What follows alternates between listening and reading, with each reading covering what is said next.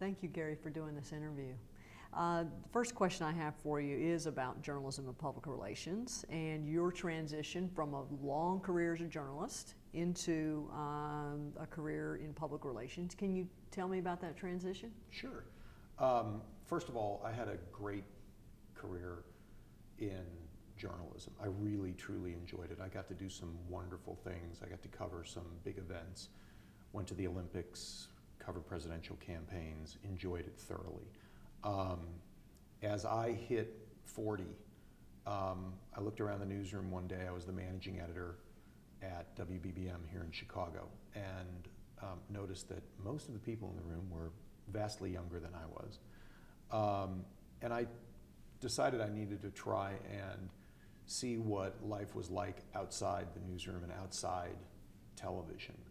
I spent about a year doing due diligence, talking to friends of mine who were within public relations, within the industry, and getting a sense from them of what the industry really was all about. Because for somebody in television journalism like myself, really public relations existed as the embodiment of a voice on the other end of a phone trying to get me to cover a news event or a public relations event or a marketing event that I had neither the inclination nor the resources to go cover. And I thought to myself, oh God, I don't want to be the voice at the other end of that phone. And I found out as I did my due diligence that public relations was so much more than cold calling people to come to a marketing event.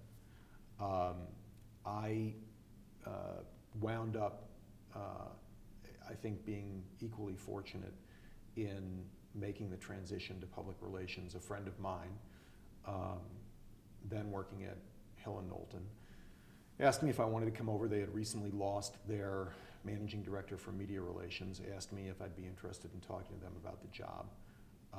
I had to take a moment and go, are you sure you're, me? Really? I don't have any experience in PR at all.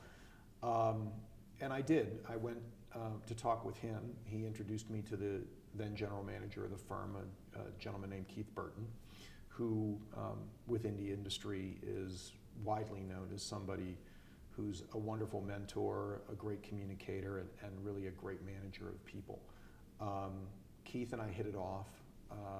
They asked me to join Hill and Knowlton as the managing director for media relations. And Keith has been very gracious to me, as have others who helped me make the transition into public relations, in telling others that I seem to have made an almost seamless transition. It wasn't as seamless as I think it may have appeared, at least on the outside.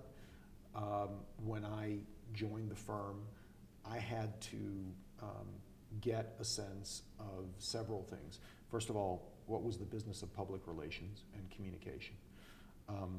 What was the business itself, the business model, the billable hours, the P&L, the way the office fit in with the other system, the other offices within the H&K system. And then I also had to get a sense of the different practice areas that were a part of the Chicago office and a part of H&K as a whole. And I found then that there was so much more about public relations and communication that I did not know about. Everything from public affairs to, we had an interactive division, we had financial communications. The things that anyone within the industry or anyone who had grown up within the industry would say, oh, well, sure. These were all new to me. And I was very fortunate. I got great training at H&K. I like to think that one of the things that prepared me for being at H&K was the grounding I got in journalism, in being able to think quickly on my feet, being able to try and anticipate where a news story would go next. Because as a manager in a newsroom, I had to do those things. I had to plot out where we were going to take a story next. As the managing director for media relations at H&K, I think that kind of training and those kinds of experiences prepared me to make a pretty good transition into PR and into the communications field. Um, I also began doing media training, which I got help with from the firm, but as I went through it and as we developed the module for media training that we did with people, I found that I felt like I was a natural at that type of thing, but you would expect that from somebody in television. So it was for me, I think outwardly, a fairly seamless transition. I would say inside, especially on that first day, I sat there thinking to myself, if I have to write a press release, I'm not exactly sure what I'm doing here. And I remember thinking that I was going to need to think on my feet, that I was going to need to learn by watching others do, and that hopefully I could make the kind of transition that would, make the firm happy they had hired me. And it turned out to be a great experience. What was your biggest surprise about public relations? I would say how much I didn't know. The various disciplines that I didn't realize public relations had a foothold in. Financial communications. I had no sense coming out of television that there was an area of discipline in public relations that would be, related to everything from helping a company go public, to marketing that company, to investor relations, to working with analysts, to earnings calls, scripting earnings calls, complying with the SEC guidelines and regulations, all of those things, to give you just kind of the tip of that.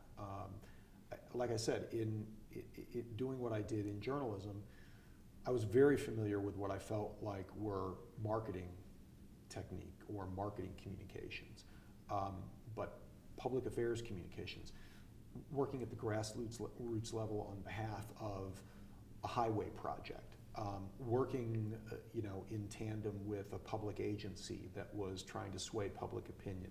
Those were all things that were extraordinarily new to me and unknown to me at the time that I made the transition.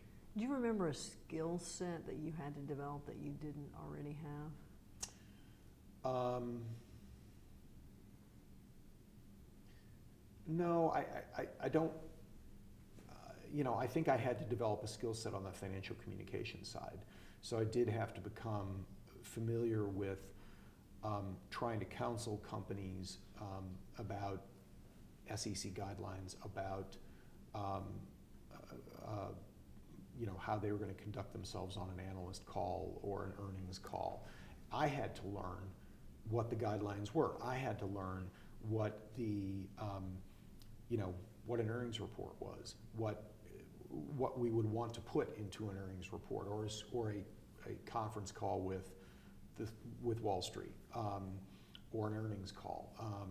Those things I had to learn, and I was very fortunate to have people around me who I am friendly with to this day who gave me great training and who I could watch do what they did so well and learn from. One of my close friends is Jeff Zilka. He is now at Edelman heading the financial relations practice for Edelman here in the Midwest. He at that time was heading financial communications for H&K here in the Midwest. I got phenomenal training from Jeff, and I got phenomenal training from a lot of people like that in the different disciplines who either took pity on me or saw this as an opportunity to develop somebody within the firm who could be helpful down the line, hopefully. Okay. Of course, you now work for the Tribune Company, a journalistic enterprise, and I guess my question for you is, are there special challenges in working in public relations for a journalistic enterprise whose employees can be suspicious of public relations? Yes.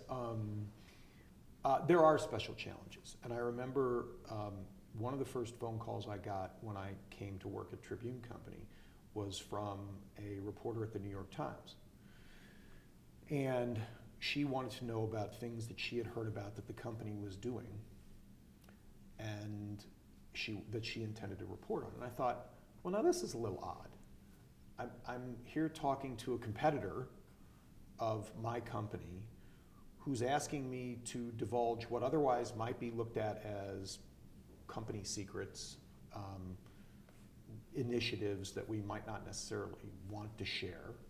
At the same time, you have the challenge of you're representing a company that is doing the same thing every day to other companies. You represent a company where others are asking every day hard questions, expecting to get answers. So there's certainly a bit of a conflict and a conundrum here because, you have to remember that our business is journalism, and so even as we're saying to a reporter from the outside who's trying to do their job, no, we can't talk about that, or we'll decline comment, or we simply won't answer the question. You've got thousands of other reporters working for your company trying to get similar information from other companies on a daily basis. I recognize that. The flip thing to do would be to say, well, that's somebody else's problem. I'm in corporate, so I don't have to worry about that. But it is a bit of a challenge. It's also a challenge for, and in dealing with our own reporters who will call me as a spokesman for the company and want information that I am from time to time not going to be able to give them. Or there may just be times when the company feels that it's not in their interest to comment about a particular issue, topic, whatever it may be. So there are some interesting challenges. When we were a public company, for instance, one of the challenges was always to deal with the reporter, the poor soul who got picked to write the story about executive compensation when Tribune filed its proxy report with the SEC. Because you wanted to make sure that that reporter got however they were going to interpret the information. As I would say to them, I don't care. I care that you get the facts right. If you get the facts right, you can interpret it however you want. And I think it's also hard for a reporter. It's hard for a reporter to report on their own company. The easy example is the sports reporters who, at the time when we owned the Cubs, would report about the Cubs. They felt obligated, I'm sure, to bend over backwards to not appear as though they were Homer, a Homer reporter. And I think at times that made them even more critical of the management of the team than they might otherwise have been. But it's a tightrope that you have to walk on I think both sides of the equation. Do you think your background as a journalist gives you more credibility with journalists that you end up talking to as a representative of the Tribune Company, or not? Perhaps initially it did. I think now the fact that I've been there 12 years probably speaks more to my credibility than what I'd done in the past. I think if anything, it may make me a little more sympathetic, but I don't know that it has much influence at this point on whether somebody trusts what I tell them or not.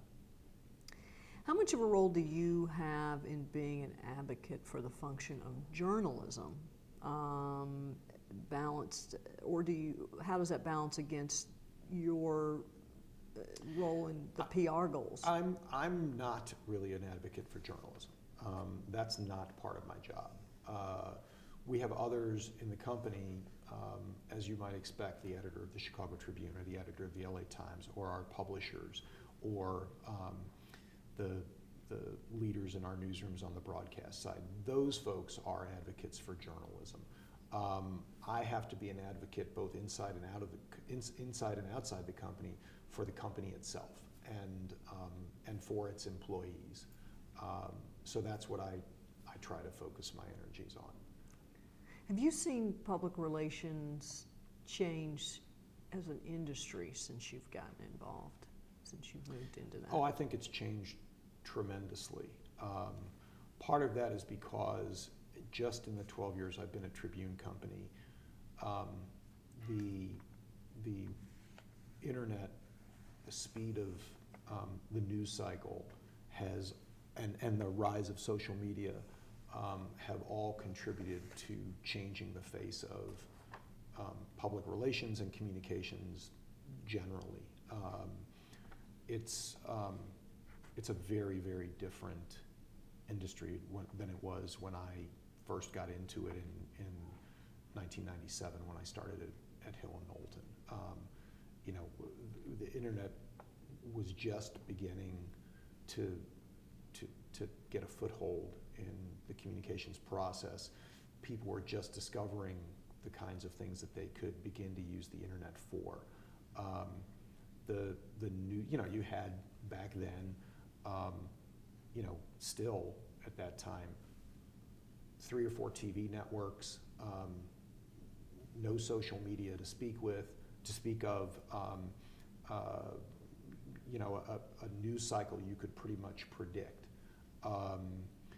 Then with the rise of cable news, a variety of broadcast outlets, the internet and social media, and I think also a sense that the standards for what is credible reporting have come down as a result of those things. It doesn't make great reporting less great, but what it does do, I think, what the internet has done, and the explosion of cable stations and cable networks has really, on the positive side, it's democratized the news. You want to get a viewpoint out there, you can do it. You want to find a viewpoint you're in sync with, you can do it. But it's also enabled, I think, or it's also lowered the bar, I suppose. The barrier to entry is so low now that I think people feel free to say things and to see those things get put into the news cycle or into what I call kind of a giant echo chamber that is the internet, and have those things take on a life of their own, whether they be true or not. And that, I think, has really been a disservice to both the communications field and to the public at large. How, as a public relations professional, do you deal with that?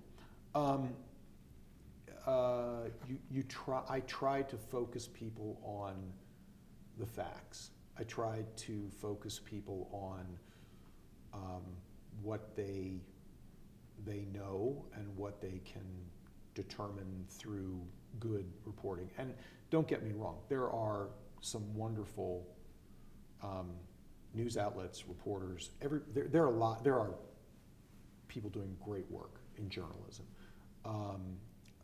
You know, but I've also found over the course of now the last 12 years that people are far more willing to report rumor, to report through the use of anonymous sources, to accept something as fact that they've only learned by reading some other publication, which is in turn sourced it back to some other publication, which by the time it gets around to me is 4th or 5th hand. And so I think it's made reporters far more competitive and in some respects far lazier than I would have ever expected them to become, because the news cycle is so telescoped that, and the pressure is so great to be first, not necessarily to be right, but if there's a rumor out there that you didn't get that somebody else did get, how am I going to advance the rumor even though it's still just a rumor? And I'll give you a couple, if you've got the time and inclination, a couple of examples. We have been in Chapter 11 for roughly the last 3.5 years. During the course of that time, various rumors have popped up about new management at our company. At various points during my career, I should have been working either for Michael Eisner, for Jeff Zucker, for a host of hedge funds.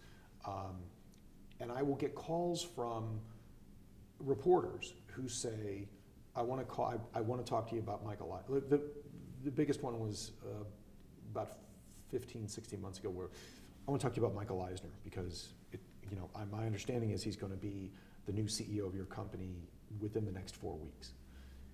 And so in a situation like that, I don't expect the reporter to tell me where on earth he's heard this, but I would like some basis for why he believes that to even be true, and why it's worth a phone call to me to follow up.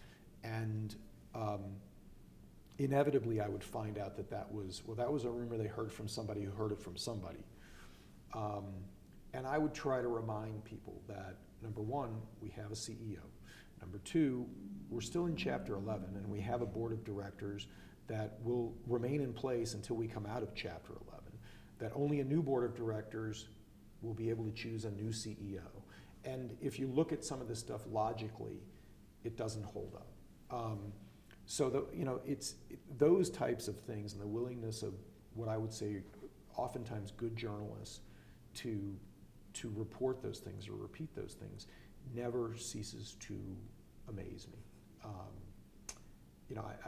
I from time to time deal with the New York Post. It's like dealing with the Wizard of Oz. It's always a flight of fancy, and seldom sourced to anything that's credible. They've run stories where it's just, and the word on the street is, and you want to say, well, how is that credible report? I could go run down to the street and scream out, this is going to happen. And that's apparently in some cases okay to report. So I think all of those factors have created a situation where the bar for the willingness of people to report unsubstantiated rumor, conjecture, has just gotten much lower than it ever was. You've talked about ethics, you've talked about social media and journalism, and I guess my question to you is, how is social media, perhaps and maybe not, made the public relations industry more or less ethical? I don't know. I'm not familiar with too many examples that I can cite. I'd be hard pressed to cite too many examples of the public relations industry using social media in an unethical way. Although I'm sure, I don't think it's ethical, for instance, for a communications person to be writing the blog for the CEO. I think that's, first of all, I just think it's bad practice. But I also think there's a certain unethical aspect to it. Although I don't think there's, I wouldn't have as much of a problem with a communications person sitting down with the CEO, going over what they want to say or would want to put into a blog, and coming up with something the CEO signs off on. But engaging in tweets back and forth where you're potentially posing as the CEO, or you're maintaining the CEO's Facebook page, or you're engaged in social media on behalf of someone else without really acknowledging that, I think is just fraught with peril. And I think it's bad practice, and I think it's potentially unethical in terms of it, depending on how you approach it and what you're saying in it. And I think it's much easier to do those kinds of things now. It's much easier to insert yourself into a dialogue and to steer people, or to try and steer people one way or the other, where you're potentially posing as a housewife, an iron worker, whatever, when you're a communications professional trying to steer a debate. I think it's too easy these days to hide behind a false identity, and the internet has made that possible. And I think that's always, like I said, bad practice and unethical. You mentioned that you operate by a corporate ethics code, Mm-hmm. right? Does that ethics code, talk to me a little bit about that ethics code. Tribune has had an ethics code going back decades. It is a code of conduct that all of our employees are required to read, know, and understand. The company itself has a set of values that guide our decision making, and those values get periodically reviewed to see if they need to be updated, to see if they need to be changed. The code of conduct at a certain level is something that the officers of the company and everybody, I believe, from manager on up, has to be trained in, has to do some online training, and has to physically acknowledge that they've done the training and have signed off on becoming familiar with the code. So we take it very seriously. And then on top of that, each of our individual business units, especially in our newsrooms, they have a separate code of ethics that governs the specifics of how they go about reporting, how they go about putting things in the newspaper, putting things online, et cetera. And all of those employees have to be familiar with the code, have to abide by the code, have to sign the code. So we approach it from several different standpoints. There's like I said, a code of conduct for your behavior, and there's a code of conduct that guides the actions of our reporters and editors and producers. You think codes are effective? I think the short answer is yes, I do. I think, though, that anybody that wants to act in an unethical fashion is not going to be deterred by the fact that there's a code that exists. But I do think that they have, above and beyond their effectiveness with an individual employee, I think they have a way of binding together the group itself in pursuit of a common goal or cause.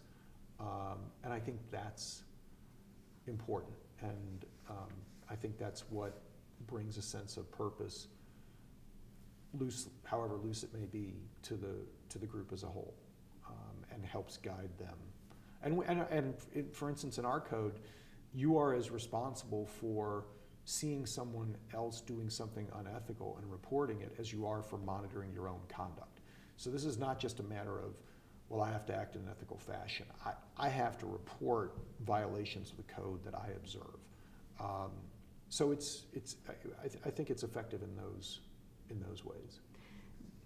Is there much difference in your mind, or should there be much difference between the code of ethics that a public relations practitioner might sign and that of a journalist?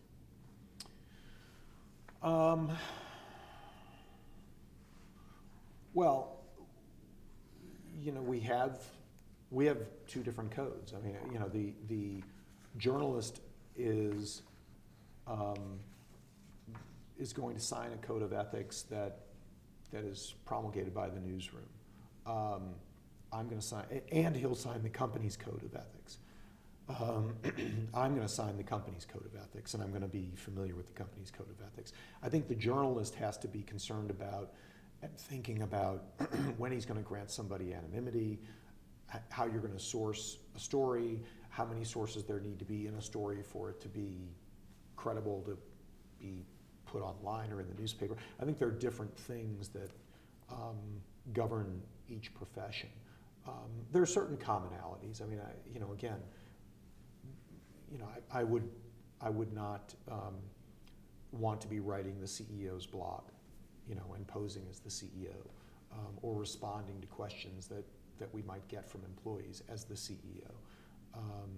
So I think there are certain commonalities, and same type of thing that would go on with a reporter. What education and/or professional experience do you think best prepares a practitioner for the rigors of ethical decision making?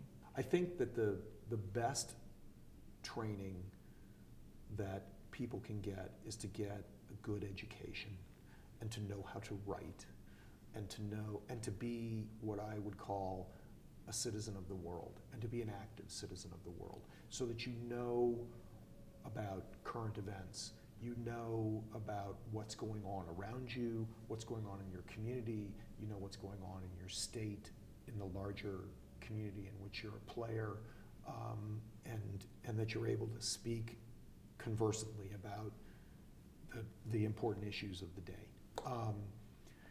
I think getting a good liberal arts education is important to help people frame their decision making. And then in terms of the decision making itself, I think you have to be, I think it helps to be surrounded by people who are living ethical professional lives, and to see the code of conduct that they're living by, that they're conducting their professional lives by, and to be associated with a firm or a company that has a code of conduct. You know, I think it says something to walk into a firm and say, well, okay, what are the firm's values? What is this company's values? What's the mission statement? How do people relate to each other? I think all of those things help make the process of making ethical decisions easier and better for an individual if you can see around you others making similar decisions and how they go about doing it. Have you, just want to ask you to talk a little bit about the ethical challenges that you might have faced in your career and that are part of your work? You know, I from time to time, I've never been asked to lie. I've never represented a client that I didn't want to represent. I've never represented a client that I felt was doing bad things. I have, from time to time, on the private side, on the corporate side, you know, you have to be a strong advocate for a communication strategy, but you also have to be willing to, I think, put yourself in the mindset of those running the business of which you're a part, and that you're willing to say, I've made the strongest argument I can make for why we ought to, for instance, tell our employees about something, why we ought to publicly say something about this as a company. And if others running the company at that stage are saying to you, I hear you, but we're not going to go down that path right now for business reasons. You have to be willing to understand that and understand why. You know, and I'll give you an example. Back when Tribune Company was going through its strategic review of alternatives for a new business model, there was a lot of infighting on the company's board of directors. We knew that there were board members who were talking with the press in an effort to undermine the CEO and the chairman of the board at that time. We discussed whether we should publicly respond to those things that we knew had been leaked, whether we should publicly respond to those things that had been said. And I'm very fortunate to work at a company where one person's unethical behavior doesn't mean you answer it with similar unethical behavior.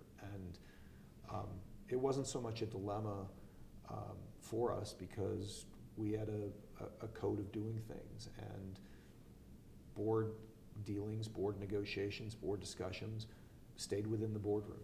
And so we didn't comment on and we didn't respond to those things that were being said.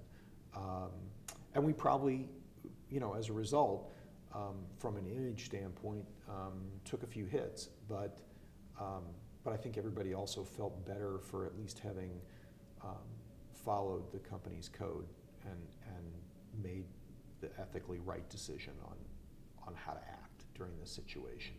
Because I think also when you start, it's very easy to peel back ethical behavior bit by bit by bit by bit, and a little bit here and a little bit there leads you to making easier decisions when you're faced with something that's clearly unethical, and you've said to yourself, well, you know, we did this, we didn't do that, and we didn't do that, and well, now now I've compromised here and I've compromised a little bit there, so the next step is a fairly easy one to make. And I've never been in a situation where I've felt like that's been an issue for me at Tribune Company. Let's talk about trust and credibility for a few minutes. How do you build that within an organization? I think you have to be willing to work with everybody. You have to be a team player. You have to step up and be willing to help. And I think you have to exercise good judgment. I think in doing those things and doing it again and again and again over time, you engender trust and you engender a certain level of confidence that enables you down the line to push back when you feel like you need to speak out when you feel like you need to, and to have your opinion matter, even if it's not necessarily an opinion that everybody around the table agrees with. I think you have to be willing to demonstrate that you are able to and willing to push back from time to time, because I think actually that engenders even more credibility. And you have to also be willing to know when to fold up your tent and say, okay, I lost on this one, and not have it matter. It can't be, this isn't something you can take personally. I work in a large company. When I joined the company, there were 24,000 employees. There were dozens of senior level managers. There were probably 100 senior level managers across the company, all of whom looked to me to lead the communications function, all of whom had very different personalities, all of whom had to respond to their own business needs and concerns. I built credibility with that group by demonstrating good judgment and by being willing to listen and to go the extra mile for them, which at times literally meant, whatever time of day or night, I live by my cell phone and my email. But after a while, what happens is people know they can rely on you, and so they come looking for you. And more, and I know you're going to get to this, more and more I feel like my job is less about the practice of public relations and more about the art of management consulting than it's ever been. I have advised the CEO of our company about everything from security issues in the wake of 9/11 to safety issues relating to our employees, to business continuity plans that have to get developed, to layoffs, to employee benefits, to healthcare benefits, to a variety of topics that aren't just always about communication. In fact, there are moments where you will sit down to pull together a presentation and an executive will look at you and say, well, what do you think I ought to say? Now you can cower from that. You can sit there and say, well, geez, you're the CEO, you're supposed to be telling me. Or you can come in with a sense of what the company is about, what you think its mission is or ought to be, and you can be, within reason, bold enough to say, well, were I presenting to this group, I'd want to know about X, Y, and Z. I'd want to say to them the following 6 things. I've had more than my share of executives say, that sounds good, let's do that. I mean, in the wake of 9/11, I sat down at the end of the day, on that day, with the chairman and CEO of the company and with the treasurer of the company. And the treasurer happened to have the building security people reporting up through his organization. And we had spent the day communicating to our employees about early dismissal, about coming back to work later in the week, et cetera. The three of us sat down and the CEO and chairman looked at me and said, what else can I do to make our employees feel safe? What can I do around the building to make our employees feel safe? What can I do at our business units to make our employees feel safe? And, you know, yes, inside there's part of you that says, I'm the communications guy. I shouldn't be advising you on this stuff. But there's also part of you that seizes the moment and says, well, as an employee of this company, I don't like the fact that, you know, the entrance to our building isn't monitored by security personnel. Here's what I would do.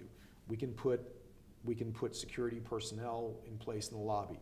We can develop an ID system where people have to card their way in to get access. We can improve the security patrols around the building. We can put cameras up in the parking lot. You know, there are a variety of things you can suggest, none of which have anything to do with communication or public relations. They have to do with making your employees feel safe. That was a situation that I loved, because that truly, I felt like, you know, this is a situation where you're working as colleagues together to deliver something better for your employees. And who wouldn't enjoy that? And there's always ultimately a communications function Yes. involved with these things, right? Well, because what the CEO and chairman was essentially saying to me is, what can I tell our employees that will reassure them about our environment? And, you know, when you ask the question like that, it is incumbent upon you to know what the existing security and access systems are, and to know what you might want to recommend that would make people feel safer.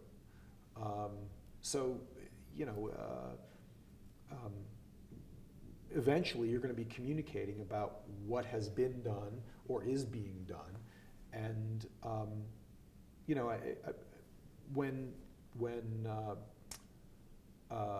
Arthur Andersen was imploding, when there was all sorts of focus on corporate ethics and business models that, you know, when the world was discovering that people were trumping up earnings reports and things of that nature, I sat down with the CEO and said, we need to talk to our employees about why that can't happen here, about the checks and balances we have in place, especially since so many of our employees own company stock. We need to be reassuring them that Arthur Andersen can't happen here, that the company's ethics are such that, and the checks and balances that we have in place are such that it can't go on here. And we did.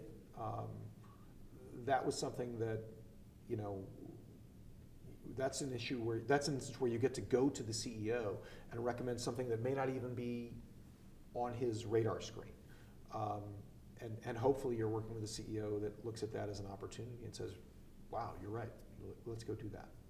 Do you think your experience in terms of counseling and advising is typical of folks in your position? I think at the best companies it is. I hope it is. But I think at the best companies it probably is. I think in order to do your job effectively, you need to have unfettered access to the executive management team. You need to be a part of the executive management team. The thing that I love probably most about my job is the fact that I sit kind of at the hub of everything. And I'm not the guy who's going to make the decision that we should invest in this, or change this policy for our employees, or decide we're going to divest this business. But I am in a position where when I'm knowing about those things, I can advise the executive management team, of which I'm a member, how it's going to be perceived by our employees. How is it going to be perceived by the marketplace? How is it going to be seen on Wall Street? And what are the implications for the different audiences that are going to be affected by the decisions that we make? And then I can be in a position of being a true consultant, not just on the communications side, but on things that can be done to mitigate the negative impact of something we might be doing. And those things, I think, are important, and that's what makes my job fun. It's what turns me on about what I do. Beyond seasoning and experience, what else? What skill sets, or what do you do to prepare for that? To prepare for it, I think what you have to be able to do is you have to have a certain audacity of confidence, and you have to at the same time be an excellent communicator yourself. You have to be relatable, and you have to be, I think, the type of person who can, look, I've worked for some really strong personalities inside Tribune and outside of Tribune. And I think you have to be able to stand up to those personalities as an equal, not in a brash way, not in an arrogant way, but I think you have to be willing to have the courage of your beliefs and your convictions about what you think ought to be done. And then at the same time, I think you have to know when to fold up your tent and say, okay, I made the strongest argument I can make. And if you do that, you earn the respect of the people that you're working with. And then I think the other thing that often goes unnoticed until it's almost too late is good writing. I think you have to be a good writer. You have got to know how to communicate in writing in an intelligent, grammatically correct, cogent fashion. Because there is nothing, I think, that will undermine you more quickly than a position paper or a communication plan that is riddled with grammatical errors or just is written poorly or doesn't get across what you want to get across. And unfortunately, I think I see more bad writing than I've ever seen before. And I think to some extent that's a factor of the internet and of instant communication, and I see it even within my own children who, are not the greatest spellers around.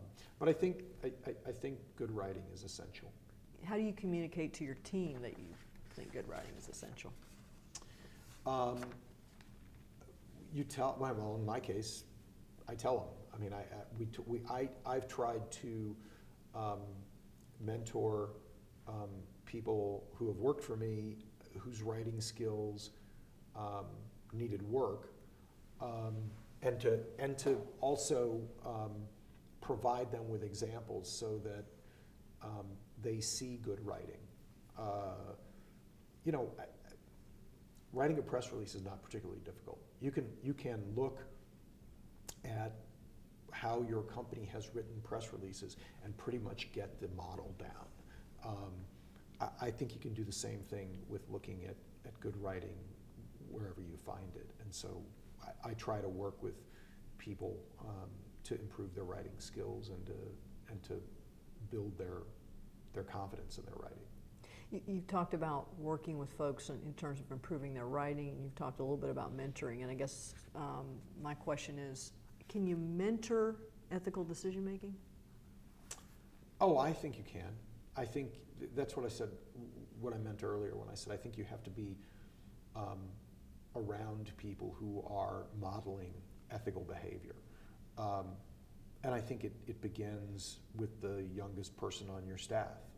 They have to see how decisions get made. It has to be somewhat transparent, and they have to believe in the ethics behind the decision that you're making. And it has to be within a consistent framework of ethical behavior. If you're constantly making decisions on a case-by-case basis, some of which kind of tread into the gray area, some of which aren't so gray, and some of which are just wrong, there's no consistency to it, and there's no consistency both of the decision making or of the ethical nature or the ethical underpinnings of that decision. And so I think you can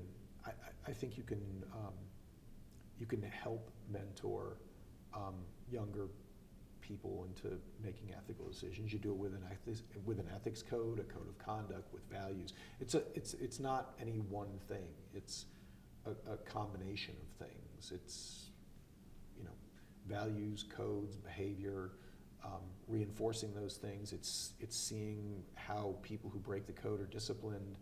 All those things, I think, go into helping people make ethical decisions. What do you think is going to be the biggest challenge for public relations practitioners in the next decade or so? Social media, at least as I sit here right now, but if you would have asked me that 5 years ago, nobody would have said social media. So I think right now I would say the toughest thing is managing and understanding. I'll flip that around. The toughest thing right now is understanding first and then managing social media. Understanding how to use it, understanding the attitude behind it, understanding how to use it to your favor, understanding where you can use it to respond instantaneously to something that has the ability to take down your entire business within a 24-hour period. You know, I think all of those things make social media right now a huge challenge, and that doesn't even begin to touch on the technologies that we don't know exist that will 3 years from now make Twitter obsolete. Mm-hmm. You know, my kids are already telling me that Facebook is for old people. So you know, it's trying to figure out where the next wave comes. How manageable is social media? Because every single employee in your company is... They shouldn't be. That's part of it.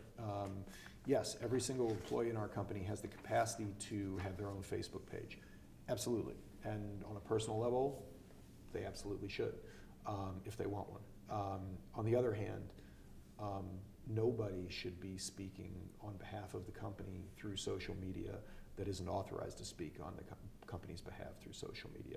And you should have a social media policy that people understand when you're going to and how you're going to discuss the company's business decisions, et cetera, via social media. And then you have to enforce it too. But I think that you have to manage or try managing social media within your company, especially within those companies that are built on a foundation of trust, like a media company. I mean, people have to be able to trust that what they read in our newspapers, what they read online, what they see on our newscasts is credible. And that can be undone with a thoughtless tweet, a bad Facebook posting. It shouldn't. That should, hopefully you're managing the social media process better than simply letting it be the wild, wild west, where your employees are free to do whatever they want, acting on the company's behalf. We've covered a lot of ground. Is there anything that I perhaps didn't ask you about that you were expecting to talk about, or anything that you want to add when we think about public relations and really public relations values and ethics?